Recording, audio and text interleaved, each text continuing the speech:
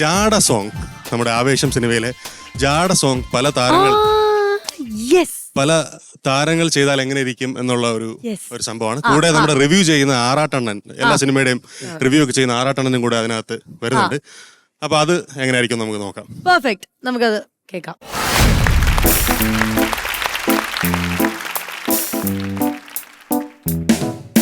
കുലീനരേ,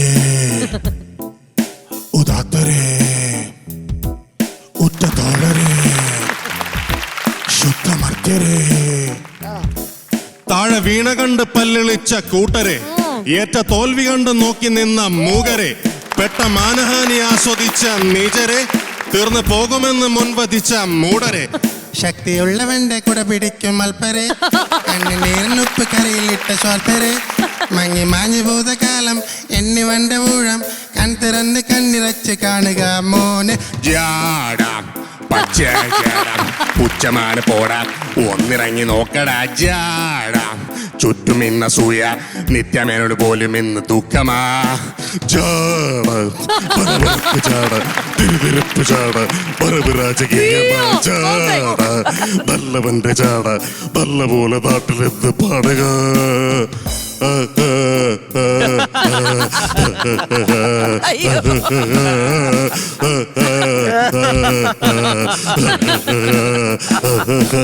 മാറ്റി നോക്കുവാൻ നിരത്തിലിട്ട കല്ലുകൾ, തൂക്കി നോക്കുവാൻ തുലാസിലിട്ട കട്ടികൾ, അസ്തമിക്കുവാൻ പറഞ്ഞവർക്ക് മേലെയായി അഗ്നി തുപ്പുവാൻ തിരിച്ചു വന്ന സൂര്യനായി, വേഷഭൂഷണങ്ങൾ മുഴുവൻ ഇന്ന് മാറവേ, വേഷദൃഷ്ടികൾക്ക് മുറുമുറുപ്പ് കൂടവേ, മങ്ങി മാഞ്ഞു ഭൂതകാലം എന്നിവന്റെ ഊഴം കൺതുറന്ന് കണ്ണിറച്ച് കാണുക മോനെ.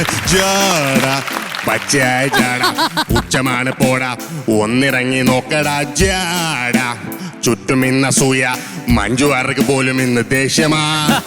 ചാട പലവളപ്പ് ചാട തിരുതിരിപ്പ് ചാട വരവ് രാജകീയമാ ചാട നല്ലവന്റെ ചാട നല്ല പോലെ നാട്ടിലെന്ന് പാടുക. Thank you. പൊളി പൊളി കാട്ടുതീ, കാട്ടുപുളി, കാട്ടുപുളി. ഇനിയുണ്ടോ ഇങ്ങനത്തെ ഐറ്റംസ്? ഇനി ഒരു ചെറിയ ഐറ്റം അല്ല, എന്നാലും ഞാൻ യുവൻ ശങ്കർ രാജയുടെ സോങ് ഇവിടെ ഒരു ലൈവായിട്ട് പോകാതെ എന്നുള്ളൊരു സോങ് ആണ്, ദീപാവലി സിനിമയിലെ. അദ്ദേഹത്തിന്റെ ശബ്ദം പിടിച്ച് ആ സോങ് ഇവിടെ ഒന്ന് ഇമിറ്റേറ്റ് ചെയ്യാൻ ശ്രമിക്കുകയാണ്. പോകാതെ പോകാതെ നീ ഇരുന്നാൽ ഞാൻ ഇരുപ്പേൻ, പോകാതെ പോകാതെ നീ பிரிந்தால் நான் இருப்பேன், உன்னோடு வாழ்ந்த காலங்கள் யாவும் கனவா என்னை மூடுதடி, யாரென்று நீயும் அதை பார்க்கும்போது உயிரே உயிர் போகுதடி, கல்லறையில் கூட ஜன்னல் ஒன்று வைத்து உந்தன் முகம் பார்த்தேனடி, போகாதே போகாதே நீ இருந்தால் நான் இருப்பேன். Thank you. എക്സലന്റ്. പാട്ട് പഠിച്ചിട്ടുണ്ടോ? ഇല്ല, പാട്ട് പഠിച്ചിട്ടില്ല. സ്ഥലം എവിടെയാ? എന്റെ സ്ഥലം തിരുവനന്തപുരത്ത് അഞ്ചുതെങ്ങ് മാമ്പള്ളി എന്നൊരു സ്ഥലമാണ്. ഇപ്പൊ ഞാൻ താമസിക്കുന്നത് കടക്കാവറാണ്.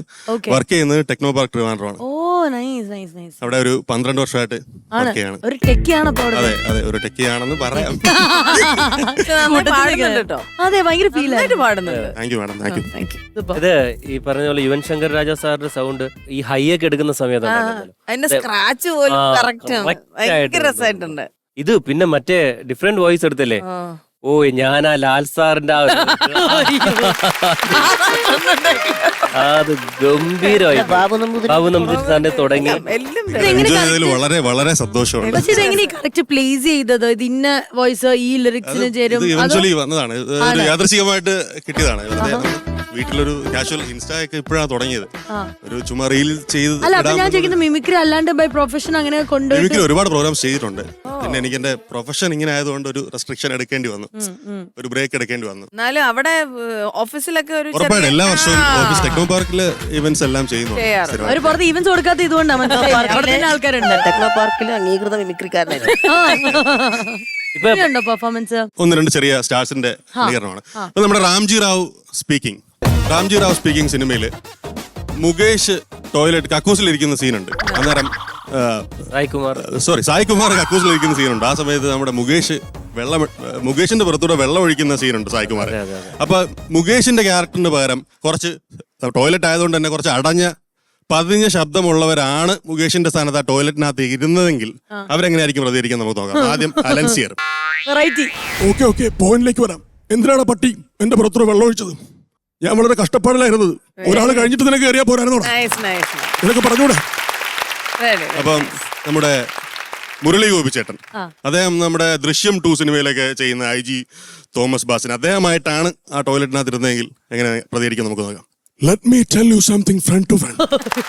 യാതൊരു സിസ്റ്റമിക് നോട്ടിഫിക്കേഷനും കൂടെയാണ് നീ ആ കക്കൂസിന്റെ വാതിൽ തല്ലിപ്പൊളിച്ചത്. Thanks to all of us. Let me continue what I was doing. That man is a classic criminal. ഇവിടെ പറയാൻ പറ്റും. അതെ, ഇനിയുണ്ടോ ആൾക്കാരെ? ഇനി നമ്മുടെ ബാബു നമ്പൂതിരി, അദ്ദേഹം എനിക്ക് ഭയങ്കര ഇഷ്ടമുള്ള ഒരു താരമാണ്. അപ്പം അദ്ദേഹം ആണ് ആ ടോയ്ലറ്റിൽ ഇരുന്നെങ്കിൽ അദ്ദേഹം എങ്ങനെയായിരിക്കും പ്രതികരിക്കുക?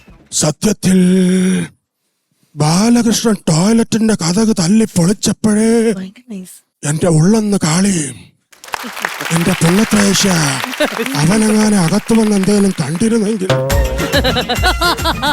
ഇനി അവസാനം നമ്മുടെ ബാല, അദ്ദേഹം കലിപ്പിലിരിക്കുന്ന സമയത്താണ് ഈ ടോയ്ലറ്റ് സീൻ വരുന്നെങ്കിൽ എങ്ങനെ നോക്കാം. നിങ്ങൾ എന്തിനാണ് കൂടാതെ തല്ലിപ്പൊളിച്ചത്? எனக்கு ஒரு வேலை இல்லை. எனக்கு இந்த கக்கூசி கேரி இருக்கான ஒரு வேலை இல்லை. எனக்கு 250 கோடி. Why are you disturbing my peace? நான் കളിയുമ്പോ നിങ്ങൾ കേറണം, അതാണ് ശരി. ഞാൻ കളിയുമ്പോ നിങ്ങൾ കേറണം. ഇനിയുണ്ടോ ബാത്റൂമിൽ ആൾക്കാര്? എല്ലാരും പോയല്ലേ? അടിപൊളി. ഓക്കെ, ഇനി നെക്സ്റ്റ് ഐറ്റം. ഇനി ലാൽ സാറിന്റെ ഒരു സീരിയസ്, വളരെ സീരിയസ് ആയിട്ടുള്ള ഒരു ശബ്ദവും. ഈ ടെക്കിടയിൽ കോഡിംഗ് മാത്രമല്ല, ഇഷ്ടം പോലെ ഐറ്റംസും ഉണ്ട്. നമ്മുടെ ലാൽ സാറ് ഇപ്പൊ ബ്ലാക്ക് സിനിമയിൽ വളരെ സീരിയസ് ആയിട്ടുള്ള ഒരു വില്ലനാണ് ചെയ്തത്, ഡെവിൻ കാർലോസ് പടവീടൻ. അപ്പം അതും പിന്നെ അത് കഴിഞ്ഞ് പൊന്നിയൻ സെൽവനിൽ അദ്ദേഹം സീരിയസ് ആവുമ്പോൾ അത് കോമഡിയായി മാറിയ, അറ്റ്ലീസ്റ്റ് നമുക്കൊക്കെ കോമഡി ആയിട്ട് മാറിയ ഒരു അനുഭവം. അപ്പോൾ അതാണ് ആദ്യം ചെയ്യാൻ പോകുന്നത്. അപ്പൊ അതിലെ ക്ലൈമാക്സ്, ബ്ലാക്ക് സിനിമയിലെ ക്ലൈമാക്സ് സീനിലെ നമ്മുടെ ലാൽ സാർ, നീ പറഞ്ഞ പീതാർന്ന കൂരേന്ന് കെട്ടിയകത്ത് തുടങ്ങുമ്പോ കൈ കരുതാറത് ഒന്ന് മാത്രമേ ഉണ്ടായിരുന്നുള്ളൂ. ക്യാപിറ്റലായിട്ട് ആത്മവിശ്വാസം, പിന്നെ ലഹരിയോടുള്ള അടങ്ങാത്ത ആർത്തി. എനിക്ക് ലഹരി അധികാരമായിരുന്നു. ഭരിക്കാൻ, ശിക്ഷിക്കാൻ, ഒരു പട്ടണത്തിലെ ഏത് മനുഷ്യജീവന്റെയും തലവര മാറ്റാൻ കഴിയുന്ന അധികാരത്തിന്റെ ലഹരി. എന്നോട് നീ ഇതെല്ലാം വെച്ചിട്ട് പോവാൻ പറഞ്ഞത്. എന്നിട്ട് ഞാൻ എന്ത് ചെയ്യണമായിരുന്നു? ഡെവിൻ കാർലോസ് എന്ന മാനസാന്തരം വന്ന മനുഷ്യൻ ഇവിടെ ജീവിക്കുന്നു എന്ന് ബോർഡ് വെക്കണോ?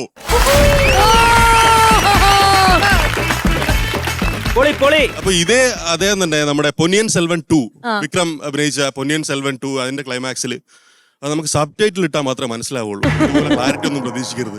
അപ്പം ഇങ്ങനെ വിക്രം ഇവിടെ മരിച്ചു കിടക്കുകയാണ് ഇങ്ങനെ. അപ്പോൾ നമ്മളെല്ലാവരും വിഷമിച്ചിരിക്കുകയാണ്. അപ്പം പെട്ടെന്ന് ലാൽ സാറിന്റെ ശബ്ദം, നമുക്ക് പരിചയമുള്ള ലാൽ സാർ അവിടെ തിയേറ്ററിൽ കണ്ടുകൊണ്ടിരിക്കുമ്പോൾ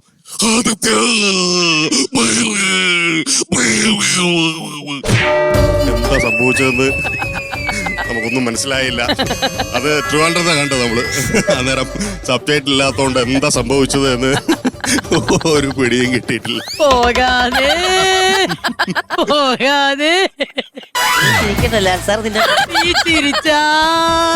പണി കിട്ടും. ആവേശം സിനിമയിലെ നമ്മുടെ ഫഹദ് ഫാസിൽ ചെയ്ത രംഗണ്ണൻ റോള്, ഫഹദ് ഫാസിലിന് പകരം നമ്മൾ ഷാറുഖ് ഖാനെ കൊണ്ടൊന്ന് ചെയ്യിപ്പിക്കുകയാണെങ്കിൽ എങ്ങനെയായിരിക്കും? സക്സസ് ആയി അമ്പാൻ, where is the gun, അമ്പാൻ? ഗൺ എവിടെ അമ്പാൻ? Don't worry. ഗണ്ണ് രംഗണ്ണൻ കാണിച്ചു തരും. Tomorrow there is a fight. There is a fight, damn it. You know, രംഗണ്ണൻ കാണിച്ചു തരും. എന്റെ കള്ളനും തൊട്ടനും എല്ലാവർക്കും എന്നെ വേണം. സ്നേഹം എന്ന് പറഞ്ഞാൽ nobody likes me.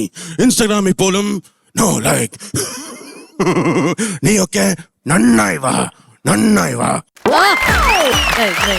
ഇനി അവസാനം നമ്മുടെ ഇറങ്ങുന്നതിന് മുന്നേ നമ്മുടെ മമ്മൂക്കയുടെ ബ്രഹ്മയുഗം ആ ഡയലോഗിൽ നിന്ന് പതിയെ ഗർവാസി സാശാൻ ജനാർദ്ദനൻ ചേട്ടനിലേക്കുള്ള ഒരു ട്രാൻസ്ഫോർമേഷൻ ചെയ്തിട്ട് പോവാണ്. എവിടെ നിൽക്കിയാ പോകുന്നത് നോക്കിയേ. വിരസതയ്ക്ക് നല്ലത് പകിട കളി തന്നെയാ.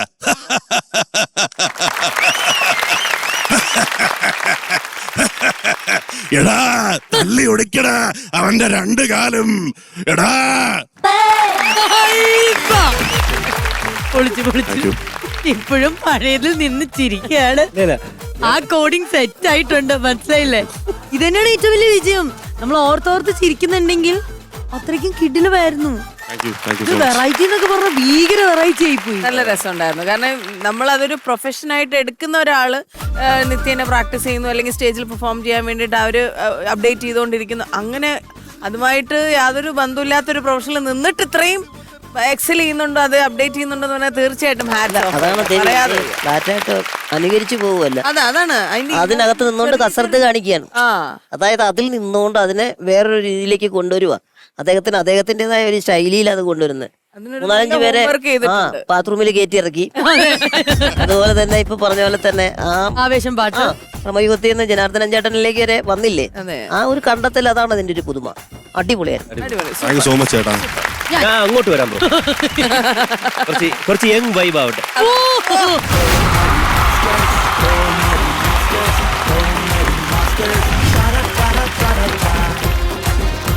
അത് ട്രിവാൻഡ്രത്തുകാരനാ, എൻ്റെ നാട്ടുകാരനാ.